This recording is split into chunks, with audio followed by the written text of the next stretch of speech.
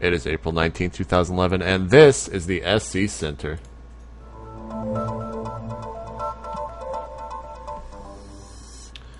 What's up, everyone? JP down here on the fantastic hair day that I do have.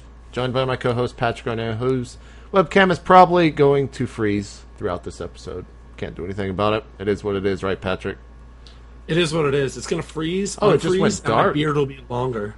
Well, now it just went really dark, so whatever. It's the Ghost webcam. We can't control it, but one thing we can control is what we're talking about. So let's go ahead and jump into the Code S results from last night. Patrick, I don't mean to alarm you, but MC is going to the up and down matches.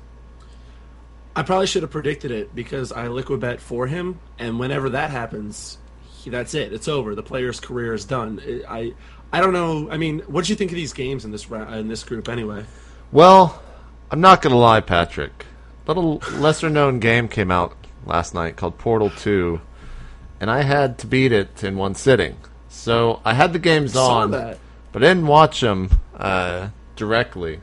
I did see the MC Pult game on Zelnaga Caverns, the last one of the group, and that was pretty good from Pult. I got to say, he's really improved in the quote-unquote off-season. Supernova went 2-0. He beat Pult and also beat The Wind.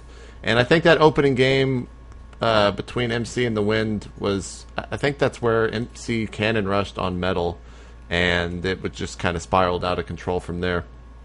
But what did you think of the games? Did you watch the games?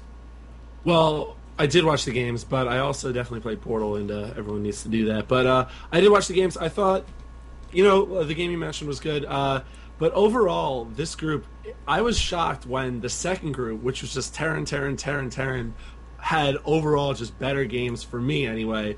I was looking forward to it. Although, maybe this is a sicko in me. When MC beat up The Wind, who is his coach and teammate, because there were a lot of players there, man, the way MC picked him apart, I was so sure that meant MC was moving on, and that was it. Of course, MC went on to break my heart. Pulp broke my heart with his good play. But so overall, the results were Supernova 2-0, Pulp 2-1, and those are moving on. MC 1-2, and The Wind 0-2. Man, if MC goes to Code A... I mean, it's the curse, man. It's the curse of winning a GSL. The next season, you end up in Code A. I guess. The next group, as I said, was much more fun to watch. SC beat Rainbow, Top beat Beyond. SC beat Beyond, Top over Rainbow, Beyond over Rainbow to make them 0-3, and then SC over Top for the 3-0. So SC and Top go 1 and 2 in this all-Terran division. Like I said, the games were really good. I believe the recommended games on Team Liquid were 2 and 6. Yeah, I would agree. The Beyond Rainbow game was really good. I had finished Portal 2 by then, so I was watching intently. That was good. SC Top, it was a drawn-out game, but it wasn't that exciting, if that makes sense. They're all TBTs, so they're going to be pretty drawn out unless someone like SCV all in or anything like that. But Beyond Top, I'll have to go back and watch that. Didn't catch that one. Had it on the audio, but of course I wasn't really honestly paying attention to it. So big props to SC though, going 3-0. I feel like he's really becoming a top tier Terran, and I hope he does well as he already is in Code S this season. Should we move on to Code A, Patrick? We shall. Today is going to be Linak versus Creator. That's ZVP. Revival versus Rihanna, ZVT. Boxer versus Avenge, which I'm sure will clog up the stream. A TVP, and Alive versus Finale, a TVP. I'm looking forward to Boxer versus Avenge like everyone else, but I also like every time Linak comes on, I want to see. He's good, man.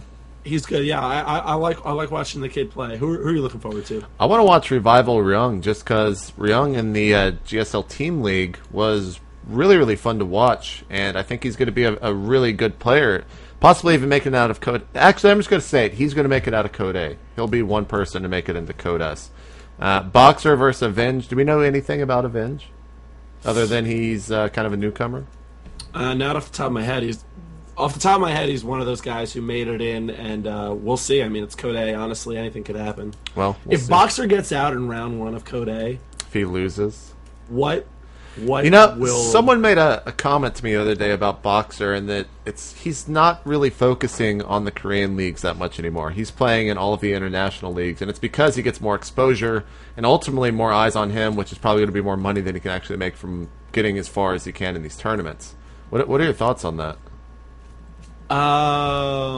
It definitely, that could be it. I would buy that he's focusing a lot on the business side of it, especially with Slayers. Yeah. I don't know. I mean, that he's playing in so many foreign leagues that it really has to take away from his Korean leagues. Not yet, anyway. But maybe that's his plan, and maybe that's what he's looking to do. I really couldn't say either way, but I would say that his business is probably getting in the way of his Starcraft, and he might be making more money for it. So who knows? Might be. But TSL round of 8, I believe, is coming up this weekend, and Jesus, like every weekend, the games are out of control. Ridiculous, man. Ridiculous. Every TSL, man, every goddamn game. MC Thorzane, Koss, Adele Scott, Hasuab's Boxer, and Naniwa versus Cruncher. What? Tell me what game you're not looking forward to the most. I want to know what game you are least excited for. Naniwa Cruncher, right off the bat, I would say I'm least excited for. Oh, simply you don't because, like Cruncher, right? Well, it's not that. I mean, I like Cruncher. I just don't like his play style. That's what I mean. Make sure not feed the trolls. But Naniwa's probably going to win that 3-0, and if Cruncher even takes 2 games off of him, even takes maybe 1, I might even be shocked. I just think Naniwa is on a tear. He just won a tournament, an invitational over in Europe the other day that Select was talking to me about. So he is still doing incredibly well, and I think he's just going to take out Cruncher. What about you? What one match would you not want to watch? I would have to agree with you, but only begrudgingly. I mean, I want to watch everything Naniwa does now because of what you're talking about, the fact that he's on a tear. Mm-hmm. And granted, Cruncher, I mean, I know we've talked about Cruncher style play. I don't know, man. There's something about him. I like the dude. I like watching him play for some reason. Maybe I'm a masochist. I don't know. But you like being bored out of your fucking mind? Right. I like to just burn myself while I do it and just hurt myself, choke myself. MC Thorzane, I mean, the rest of the games are looking amazing. That's going to be Saturday, 1 p.m. Central, 2 p.m. Eastern. Oh, man, MC Thorzane. If Thorzane can win that game, I think people will finally be like, okay, he is a good player. Everyone is saying lately, or kind of about him, that he's a good player, but he's not incredible. He got kind of lucky against a lot of people, but I think if he can take out MC, all the critics will shut up, and he'll finally kind of rise to the occasion in a sense. So you hope so. It would definitely ruin my bracket, by the way. I don't know who you have winning in your bracket, but MC is winning in my bracket. Who did you do a? I didn't do a bracket. But I will say. Actually, I'm going to say that Koss makes it to the final out of those 4, in the top, and the other is going to be Naniwa. So we'll have a Naniwa Koss final. Wow. All right. Bold words from JP McDaniel over here. Bold words. What I'm saying. But yeah, like I said, like we say every time, TSL worth tuning in. If there's any tournament worth tuning in, it's goddamn TSL's amazing. Moving on, if we're done talking about the TSL. Indeed. Destiny, hero to many in the Starcraft community, was just interviewed by Forbes. Not him, the interview. Yeah, I don't know how that. I mean, it's great, obviously, but it just doesn't seem like a good fit. I was kind of shocked by that. I don't even know what to say about that right now. I think that's your reaction's not too rare, actually. I looked at the threads, and everyone's like, so why isn't Day 9 being interviewed? Or why aren't you being interviewed? Your name was brought up immediately as someone who makes money off of this stuff. But, I understand, though, because Destiny makes the most money off of streaming. Yeah. And I think Forbes is able to talk about get into detail in streaming, and streaming is a business in its own right, and so that was pretty cool to hear. And then most of the interview was dedicated to explaining what the hell is StarCraft and what the hell are esports. Were his answers good? Yeah. He didn't like call the Okay. Forbes player a little Protoss bitch or something. Like Okay, you might be that's afraid good. of. But yeah, it was good. Destiny handled himself well, Good job, Destiny. and it's cool that Forbes is interested in this industry. The more I mean, when a publication like Forbes is covering the industry, that's really only a very good thing. Right. No matter what you think of who they're interviewing, short of them interviewing someone completely out of left field, I think Destiny is worth an interview by a company that deals with money like that. By the way, the Copenhagen Games is going on. Do you know what's going on there? I what? No, tell me about the Copenhagen Games. What is this All that you right. threw in here? Oh well, the Copenhagen Games are coming up very, very soon. It's going to be $6,700, I do believe, and they have a bunch of cool invites, including MC and the Wind, I believe, are going up there. And Huh. it's going to have some really good names. I mean, Rhett's going, TLO's going. I believe TLO actually just tweeted about how he's going to Copenhagen very, very soon. It's gonna be a big tournament. I'd never heard of this. Damaga's gonna be there. Can't wait to see him Goody, play. Cass, Naniwa, Mers. It's Nama, going to be a Satini, big yeah. tournament. That's gonna be an Definitely. awesome tournament. This is gonna be starting on the 21st of April, so that'll be on Thursday. Actually, does it have a time? Nope. I Well, don't know the Caldor's going to be casting it. I know that. And this just solidifies the fact that StarCraft 2 is getting incredibly huge because I didn't even know about this tournament, and it's got like some of the biggest names in it. It's a when, pretty when huge was this tournament. announced? Well, it was announced a while ago. The details are just the full details are just recently emerging Okay. now. And like I said, it's a 6,700 euro prize pool. I believe that's accurate. Someone can yell at me if I'm wrong, but that sounds about right to me. So yeah, going to be huge. Also, significant, not quite as significant as that, but Cadre.org, which is a pretty big esports site, is starting to really branch into StarCraft 2.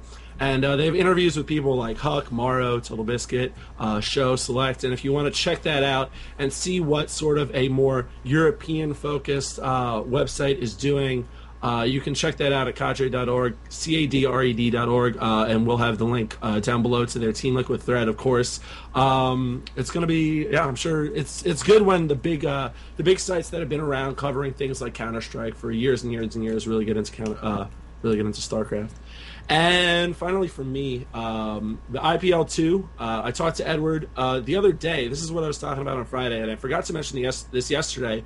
But the IPL 2 will have a $50,000 minimum prize pool, up from obviously $5,000 in Awesome. IPL 1. So, and that's minimum. He said so it definitely could go higher than that. So, definitely cool to see that. I mean, nothing much to say except that IPL is obviously not in it for just a flash in the pan. They're putting some significant cash into it. Well, that's What's good to up, hear. Fish, for the day? We're actually going to have, well, before I'm going to leave this to, or take this to throw into State of the Game. We're going to have Alex. Oh man, if that's not his name, I would be really upset. But he's going to be coming on for IGN tonight on State of the Game. We're going to be grilling him at the start of the episode, asking him some questions about the IPL. And State of the Game will be kicking off tonight at 10:30 p.m. Central Standard Time, 11:30 Eastern. So tune in for that. I'm sure a lot of you will. Don't have to tell you that. Picture of the day today comes in from Salix. I remembered the name from reddit.com/r/StarCraft. A lot of people are doing some NASL set redesigns, and Patrick, I think this is the best. Is that Melissa Joan Hart on the left? Who is this? What? I don't. That looks think like so. Melissa Joan Hart's face photoshopped onto some other body. You know what? You're not wrong. You're not wrong. I'm never wrong. I'm never well, wrong, you know. Patrick.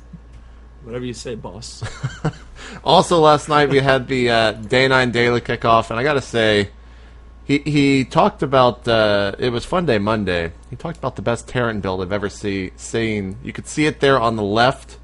You just hit A on all your racks, and then you hit A to go attack, and it's pretty good. It's pretty good. Sean, you jokester. Pretty good. It's pretty good. Check out twitter.com/itmeJP. Check out twitter.com/ChoboPeon. Follow us both on Twitter. You can send in tips at itmejp.com if there's something on the show that you want us to talk about and we aren't. Just send it in and we'll look it over.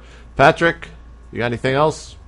Yeah, I just want to thank everyone who mentions my beard. I take beauty tips from the IRC every day, so I I thought appreciate you were going to it. be cool. I thought you were going to be like, I want to thank everyone on Reddit, which is what I want to do. Because I made a post yesterday on Reddit, and a lot of support came out for that. So thanks to everyone who posted Oh, on there, definitely. gave And us some also, ideas. we have a thread on Well Played that a lot of people have been posting on. That's been like on the front page a couple of times, and that's really cool to see as well. So both of those sites are giving us a lot of love, and we really, really appreciate it. Thank you guys. We will see you next time here on the SC Center tomorrow at 5 p.m. Central, 6 p.m. Eastern every day. See you guys. We're out. Peace.